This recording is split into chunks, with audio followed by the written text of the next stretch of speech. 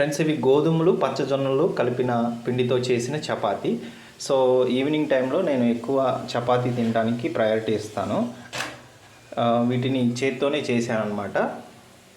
So మా నాయనమ్మ గారు మా తాతయ్య గారు ఉన్నప్పుడు వారికి నేను జొన్న రొట్టెలు చేయడం నాకు అలవాటు అనమాట. వాళ్ళకి చేసి పెడుతూ ఉండేవాడిని. సో చిన్నతనం నుంచి 7th స్టాండర్డ్ చదువుతున్న దగ్గర నుంచి నాకు ఈ చపాతీలు చేయడం అయితే అలవాటు. వీటిలోకి పచ్చిమిర్చి చట్నీ అయితే ప్రజెంట్ ఉంది తినడానికి. సో గోధుమ పిండితో చేసాం కాబట్టి పైనంతా క్రిస్పీగా ఉంటుంది, లోపల సాఫ్ట్గా ఉంటుంది.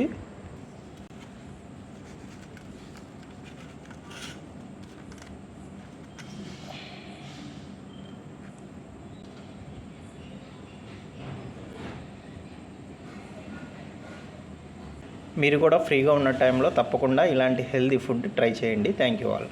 ఫ్రెండ్స్, ఈ కాంబినేషన్ అయితే చాలా బాగుంది. పచ్చిమిర్చి చట్నీతో జొన్నలు గోధుమలతో చేసినటువంటి చపాతీలు చాలా టేస్టీగా ఉన్నాయి.